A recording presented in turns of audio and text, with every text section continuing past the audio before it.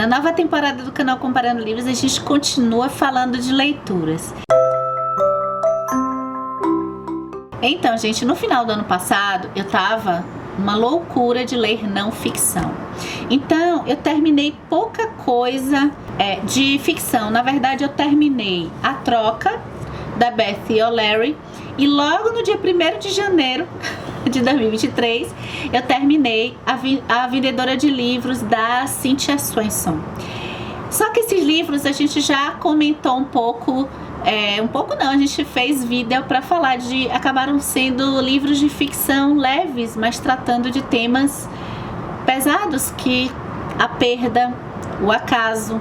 Então, como já tem esse vídeo, tá? Eu vou deixar o link dele aqui, ou passando aqui por cima, e vamos comentar mais, vamos ter a chance agora de conversar mais sobre os livros de não ficção que eu andei lendo no final do ano passado e no começo desse ano. Eu começo com A Mente Imprudente, de Mark Lilla, Os Intelectuais na Atividade Política. Vamos lá, que esse e o próximo livro tem até uma historinha, né? Existem 3 intelectuais públicos com pensamentos conservadores à direita que eu gosto de acompanhar, que são o filósofo Luiz Felipe Pondé, filósofo também, eu acho que o Fernando Schuller, e o Eduardo Wolff.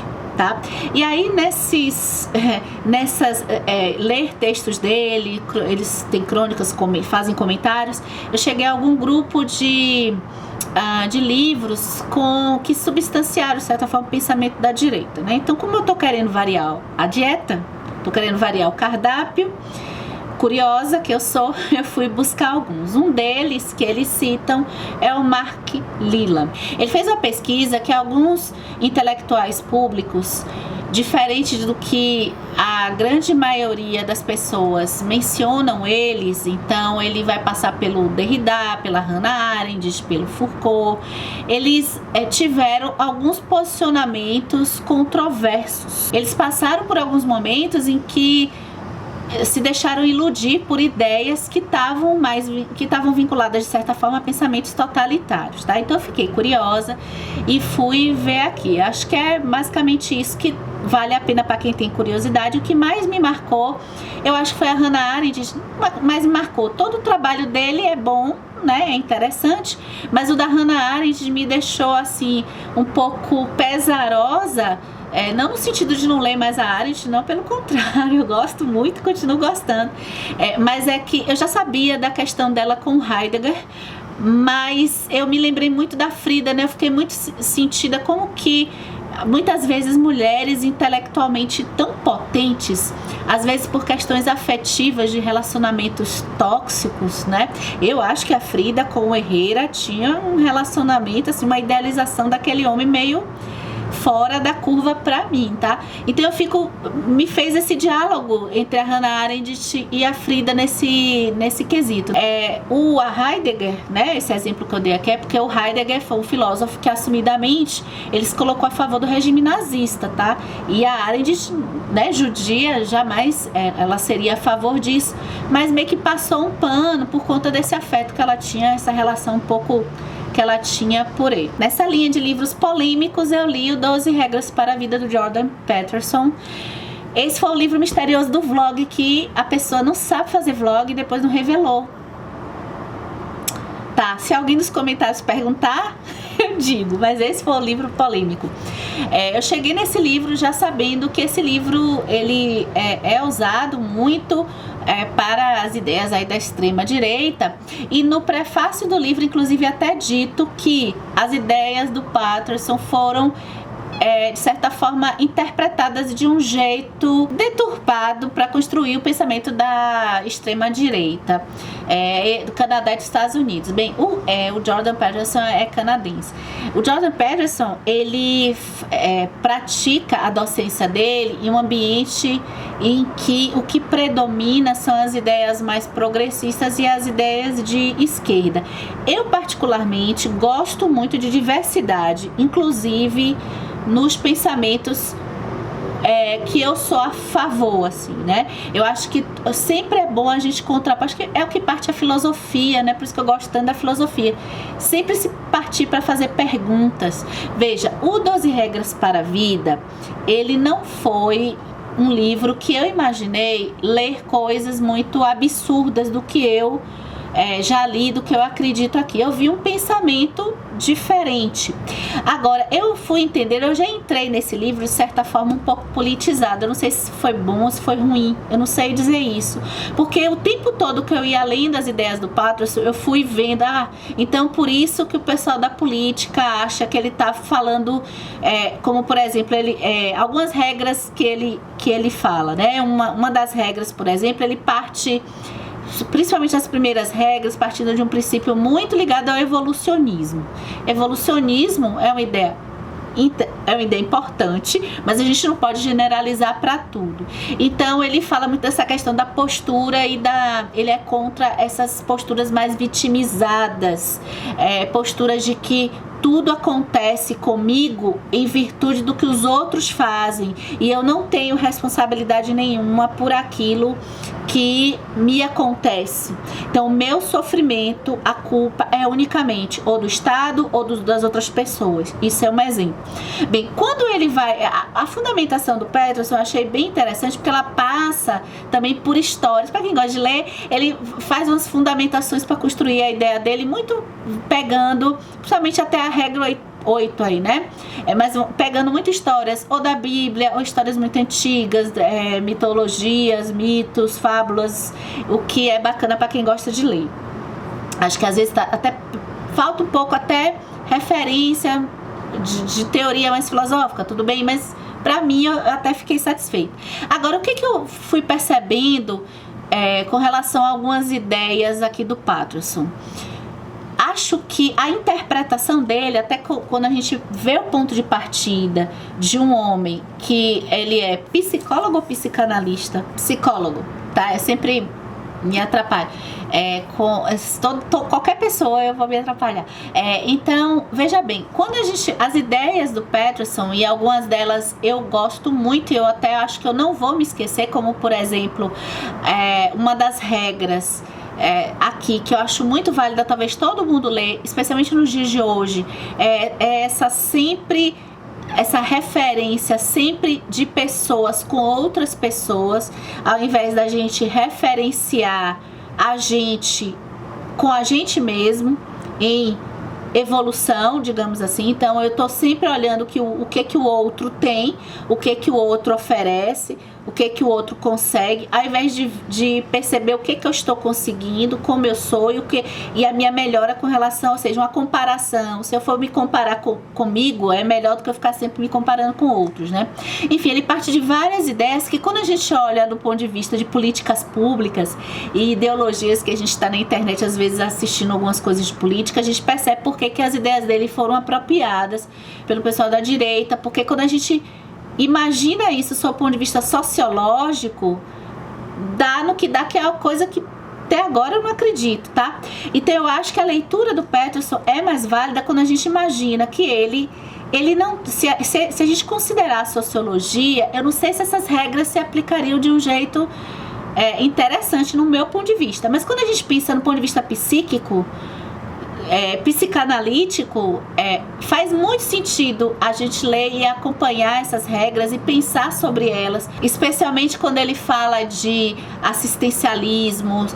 Eu me lembro que até durante a terapia eu aprendi uma coisa que ele fala aqui, não com essas palavras que eu vou dizer aqui, mas por exemplo, a diferença de salvar e socorrer, como que ter o tempo todo suprindo necessidade do outro, isso não é saudável para a constituição de sujeito.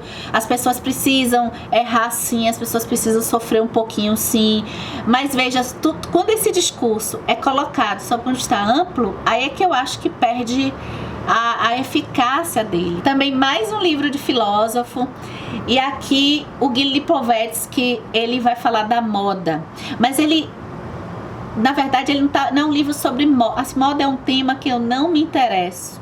É só, nada contra, mas eu não tenho curiosidade. Mas o que eu tava com a expectativa e tive aqui é que a moda, sob o ponto de vista da filosofia, sob o ponto de vista de estatuto, de comportamento. E aí eu fui ver que o Gil Lipovetsky, ele é um filósofo que ele é bem a favor de tradições e a favor assim de mentalidades e de comportamentos ligados aí à Idade Média, né? Pensando aí no recorte europeu. Aliás, esse livro é todo no recorte ali europeu, acho que principalmente França, Inglaterra, e quando que surgiu a moda. E eu não li esse livro completo, tá? Eu não li ele completo, eu fui pulando, porque ele é uma literatura muito densa, e o Guy Lipovetsky, ele é muito técnico nessa abordagem da moda e da postura política que significa a moda, de um jeito até repetitivo, que foi meio cansativo para mim. Mas muitas partes desse livro eu gostei, especialmente na mudança de mentalidade e quando a roupa não era um instrumento de postura de subjetividade, né? A roupa diz quem nós somos. A roupa diz, mas existiu um momento que é antes da Idade Média, ou seja, durante a Idade Média, só no final da Idade Média que a moda, como ele está narrando aqui, conceituando, que a moda surgiu. Esse conceito de que, olha, existe uma mensagem a se passar e isso vai se transformar em um mercado que é relacionado com a moda, ou seja, as pessoas, principalmente realeza, elas vão ver nas suas roupas algo para além da própria utilidade da roupa em si. E aí ele também vai passar de um jeito assim um pouco tendendo a gente que está lendo a ver o quanto que existe nessa estética. Ele passa por um aspecto positivo de que muitas coisas políticas foram determinadas pela moda e mensagens foram dadas pela moda, mas o que ele mais enfatiza é o aspecto de efemeridade, né, daquilo que passa, daqui a pouco não serve mais, e o aspecto ostentativo de exageros. Um outro livro que eu li logo no finalzinho de 2021 foi mais Isaiah Berlin, porque eu gostei tanto de As Raízes do Romantismo. E aí eu peguei um livro pequenininho que é A Mensagem para o Século XXI. O Isaiah Berlin vai falar muito sobre mentalidade, esses pensamentos utópicos que existiam em relação ao que se imaginava do nazismo e do comunismo. Ele entende que não, essas utopias que resolveriam o pior, né, as violências mais cruéis da nossa sociedade, ele percebe como que essas utopias levaram a mais violência. No final das contas, o que ficou para mim é que o Berlin, ele diz, de certa forma, de um jeito um pouco sem dar muita esperança, que a gente nunca vai conseguir apaziguar as diferenças que existem entre as ambições de toda a nossa população mundial. Eu li mais um livro querendo aprender aqui, ó, aprendendo um pouco sobre tecnologia, porque eu sou totalmente perdida nesse universo. Gosto muito de entender os pensadores que pensam a tecnologia. Aqui é a tecnologia e a política no cyberpopulismo, de Andrés Bruzoni. E nesse livro ele vai buscar comentar sobre como que a política, especialmente o populismo, opera nas mídias sociais. Então tem um pouco de teoria de leve, bem de leve, porque é um livro pequenininho, ó, fininho, passando por mídias sociais e passando também, eu gosto muito disso porque eu sou uma pessoa assim que eu fico muito intrigada com o que aparece, eu fico um pouco com uma sensação de que eu tô sendo meio que manipulada para tudo que aparece para mim na internet. Desde a pesquisa no Google, às vezes me bate assim, pô, será que esse resultado é o melhor resultado? Será que é um resultado honesto? Tudo, né? E algumas coisas eu vou percebendo que existe sim uma tendência dessa linha de algoritmos e que me deixa numa bolha e que eu tenho muita vontade de sair dessa bolha, mas eu não sei como fazer isso. Eu não sei se vocês têm essa sensação também. Deixa nos comentários, eu quero ajuda. Estou pedindo ajuda. Se você sabe como sair disso, você tem essa sensação. Então, acho que para fazer uma gestão mais saudável, a minha relação com as redes sociais, da minha relação, que eu não vou sair da internet. Eu amo a internet, mas eu quero saber gerir o que eu vejo na internet. E aí, eu acho que esse livro, aqui está dentro de um recorte da política. E a gente até entende os fenômenos da política de 2017 para cá. E entender o populismo é até importante. Eu pude ver nesse livro, olha que é fininho, mas eu pude ver, por exemplo, como que talvez essa sociedade partida, ou seja, a possibilidade de se só ter definições muito estritas, né? Se a gente pensar na política, a gente só tem 2 possibilidades de política, a gente não pode mais do que 2. E isso passa por uma política populista e pelas redes sociais em que tudo se define ou cancela ou eu gosto, a elite é corrupta, com frases assim que generalizam tudo. Nesse mesmo tema, eu fui para Políticas da Imagem, Vigilância e Resistência, da Gisele Beugelmans. Olha, esse livro, ele entra no mesmo tema tecnologia, só que aqui a gente vê as imagens, né? Ela tá no recorte das imagens. É mais amplo, mas ao mesmo tempo ela tá focada em pensar as imagens, a revolução que se dá por meio das selfies, por exemplo, a mudança que se dá em relação à beleza, memes, aplicativos de manipulação de imagem, o tal Instagram. Eu tenho algumas pessoas, não só uma, que chama Instagram, ela chama assim, porque tem pessoas que têm pensamento bem crítico, negativo com relação ao Instagram. Eu sou meio que um pezinho lá, outro cá também. Então a Gisele vai passar por temas como eugenia, racismo científico, a exclusão social e a exclusão de imagens que pode haver na internet. O livro que eu encerrei em 2023 foi Como e Por que Ler, do Harold Bloom. Harold Bloom é um crítico famoso literário, um crítico literário famoso. E esse livro, ele me deu, assim, é um deleite para quem gosta de ler, especialmente para quem lê clássicos, porque ele vai passar por muitos clássicos e ele vai indicar e comentar alguns livros. Então, e assim, de um jeito parecendo que a gente, senta aqui que eu vou te contar o que eu acho desses livros. Então, tem o Don Quixote, tem o Crime e Castigo, do Dostoiévski, da Jane Austen. Ele escolheu falar de um livro que eu não li, mas eu fui assim com uma vontade, fiquei com muita vontade, que é o Emma. Tem também A Montanha Mágica, do Thomas Mann. É um livro que eu tenho aqui, ó, tá ali em cima e eu quero muito ler. Já acho que eu vou, quem sabe, ler esse ano. Ele comenta também um dos meus preferidos de 2022, que é o Grandes Esperanças, do Charles Dickens. Vocês já assistiram o vídeo de melhores do ano? E aí lá eu comentei também como foi a minha descoberta com Henry James. Aqui ele fala de um livro que, puxa, tá difícil conseguir, viu? Retrato de uma Senhora. Enfim, o que eu percebi do Harold Bloom lendo esse livro, assim, foi muito gostoso, assim, sabe? Foi uma leitura bem gostosa. Mas o que eu percebi é que ele referencia muito Shakespeare. Se eu não me engano, ele foi orientador, ou ele trabalhou com o Leandro Carnal, que também é entendedor do Shakespeare, né? Mas ele parece que tem um vínculo muito com Shakespeare, de estar sempre referenciando ele. Esse foi o primeiro livro do Harold Bloom que eu li, então eu acho que deve ser uma característica dele, uma especialidade dele. E para terminar esse vídeo, Ítalo Calvino. Ai, que amor por esse homem, ele é muito bom. 6 propostas para o próximo milênio. Do Ítalo Calvino, vocês já devem ter ouvido falar do Visconde Partida ao Meio, que eu amei. Só que aqui é um livro de não ficção do escritor e que ele vai trazer essas propostas para o próximo milênio, mas o Ítalo Calvino está focando na escrita. É um gosto peculiar, né, que ele tem. Do que ele gosta de ler e do que ele acha que deve ser escrita. Então, ele dividiu em 6 temas e ele vai destrinchar cada um deles. Essas 6 qualidades da literatura que ele gosta são leveza, rapidez, exatidão, visibilidade, multiplicidade, consistência. Aí eu não sei, teria que fazer um vídeo só para cada uma, porque cada uma ele desenvolve, ele tem um tom filosófico, o Calvino.